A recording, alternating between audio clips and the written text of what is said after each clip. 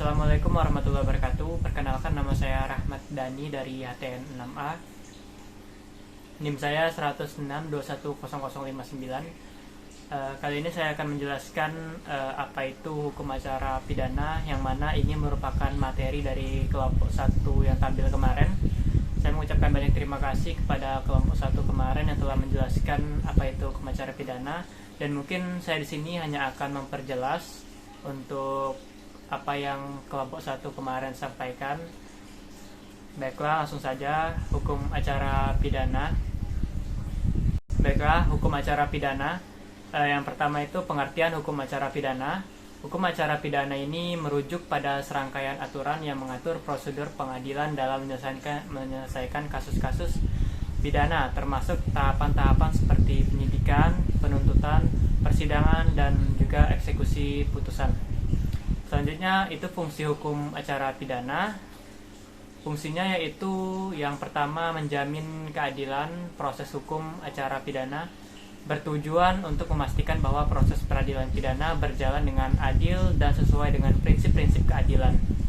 Nah, hal ini melibatkan perlindungan hak-hak tersangka, juga terdakwa dan pihak-pihak yang terlibat dalam proses peradilan. Selanjutnya itu menjamin perlindungan hak asasi manusia. Hukum acara pidana melibatkan penegakan hak-hak asasi manusia dalam proses peradilannya. Hak-hak seperti hak atas pendengaran yang adil, hak atas pembelaan, hak atas praduga tak bersalah, dan hak atas perlakuan yang manusiawi dipastikan dan dilindungi oleh hukum acara pidana. Selanjutnya mengatur prosedur penegakan hukum pidana. Hukum acara pidana menetapkan prosedur mekanisme yang harus diikuti dalam penegakan pidana. Hal ini meliputi proses penyelidikan, penangkapan, penahanan, penyidikan, persidangan, dan juga penjatuhan putusan. Selanjutnya mewujudkan keamanan hukum. Nah, hukum acara pidana memberikan kepastian hukum dengan menetapkan aturan dan juga prinsip-prinsip yang jelas dalam proses peradilan pidana. Ini membantu memastikan bahwa semua pihak yang terlibat dalam proses peradilan memiliki pemahaman yang sama tentang prosedur yang harus diikuti dan hak-hak yang dilindungi. Nah, selanjutnya meningkatkan efisiensi dan efektivitas peradilan. Hukum acara pidana juga berfungsi untuk meningkatkan efisiensi dan juga efektivitas proses peradilan pidana. Ini melibatkan pengaturan mengenai waktu dan tata cara persidangan, tata cara pemeriksaan, pengumpulan bukti, dan tindakan lain yang dapat memastikan bahwa proses peradilan berjalan dengan baik. Selanjutnya, melindungi masyarakat. Nah, salah satu fungsi penting hukum acara pidana adalah melindungi masyarakat dari tindakan kriminal. Dalam hal ini, hukum acara pidana memberikan kerangka kerja dan juga alat-alat yang diperlukan untuk menginvestigasi serta menuntut dan juga mengadili pelaku kejahatan. Selanjutnya, mencegah penyalahgunaan wewenang. Hukum acara pidana juga berfungsi sebagai pengendali terhadap penyalahgunaan wewenang oleh aparat penegak hukum. Melalui ketentuan-ketentuan dan juga mengatur prosedur dan prinsip-prinsip yang adil, hukum acara pidana membantu mencegah penyalahgunaan kekuasaan dalam penegakan hukum pidana. Oke, selanjutnya kita akan menuju tujuan utama hukum pidana adalah untuk menjaga ketertiban dan keamanan masyarakat dengan melarang tindakan yang merugikan orang lain atau masyarakat secara umum dan memberikan sanksi yang tegas dan adil bagi pelanggar hukum. Tujuan ini meliputi pencegahan kejahatan, bertujuan untuk mencegah terjadinya kejahatan dengan memberikan sanksi yang tegas bagi pelaku kejahatan. Selanjutnya adalah pelindungan masyarakat. Melindungi masyarakat dengan melarang tindakan yang merugikan orang lain atau masyarakat secara umum. Nah, selanjutnya adalah pembalasan terhadap pelaku kejahatan. Memberikan sanksi yang tegas dan adil bagi pelaku kejahatan untuk memberikan efek jera dan juga membalas tindakan yang merugikan orang lain. Nah, selanjutnya adalah pemulihan kerugian.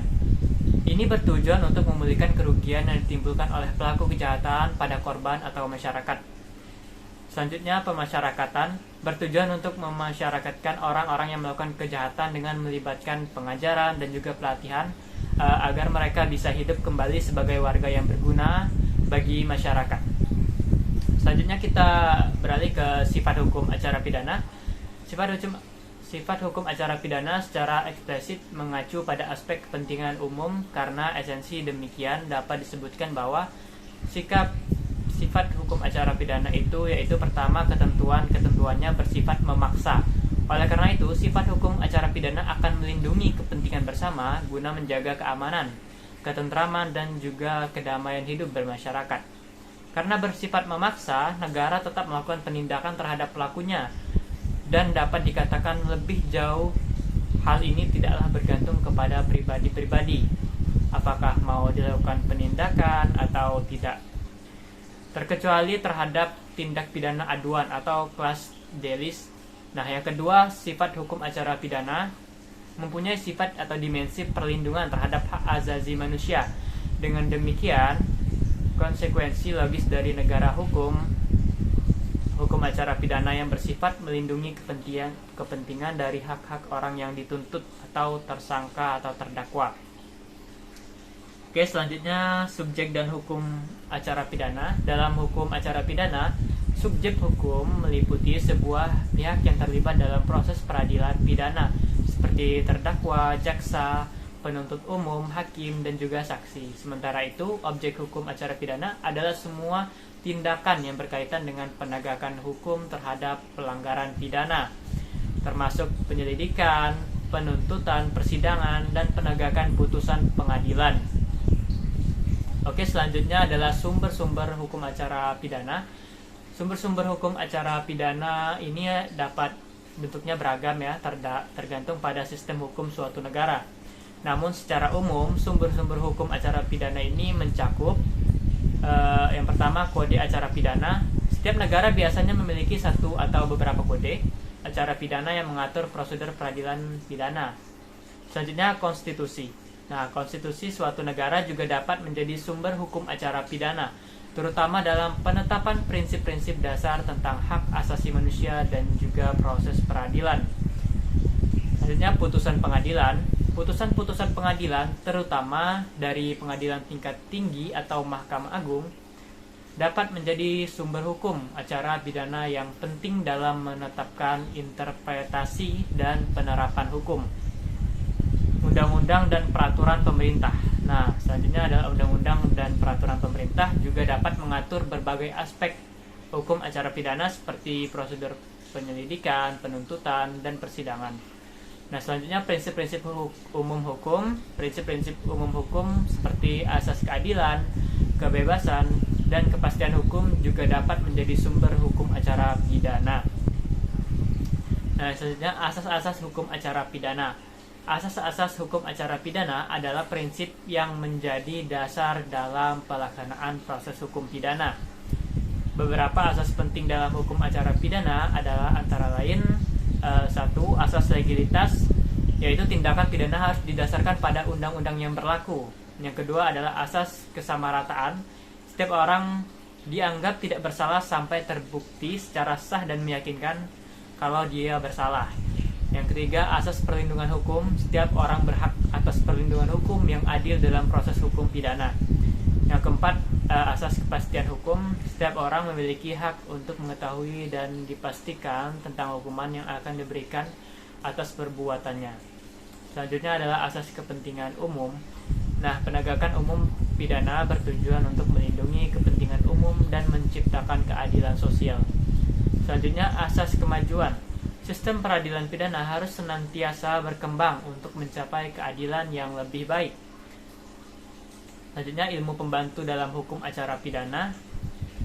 Nah, ilmu-ilmu pembantu hukum acara pidana antara lain yaitu kriminologi, atau istilah yang dikenal sekarang merupakan terminologi ahli antropologi Prancis Paul Tepinit dari kata kremen atau kejahatan, penjahat, dan logos ilmu pengetahuan. Kriminologi yang pertama, pembuatan hukum yang dapat meliputi telaah konsep kejahatan. Siapa pembuat hukum dengan faktor-faktor yang harus diperhatikan dalam pembuatan hukum. Nah, selanjutnya psikologi dan juga psikiatri. Pada dasarnya, psikologi menurut Ensiklopedia Indonesia dijabarkan secara lugas sebagai berikut. Mula-mula cabang filsafat yang mempelajari PAIS-C, yaitu kegiatan alam sadar pikiran jiwa. Kemudian ilmu pengetahuan tentang pikiran, dan sekarang dipandang bunga rampai, hukum acara pidana oleh Fauzia Lubis SH. Dalam konteksnya yang lebih luas, ilmu pengetahuan tentang tingkah laku baik pada manusia maupun binatang. Selanjutnya, victimologi. Berasal dari akar kata bahasa Latin, victime yang berarti korban, dan juga logos berarti ilmu pengetahuan. Konkretnya, victimologi merupakan pengetahuan yang mempelajari korban kejahatan. Selanjutnya adalah kriminalistik. Pada dasarnya, ini adalah hal yang mempelajari tentang taktik penyelidikan, sporing statistik, teknik penyidikan, dan organisasi dinas penyidikan asal recherche science. Nah, mungkin tadi adalah materi-materi yang bisa saya jelaskan lebih lanjut untuk masalah hukum acara pidana. Mungkin segitu saja dari saya. Saya akhiri. Wassalamualaikum warahmatullahi wabarakatuh.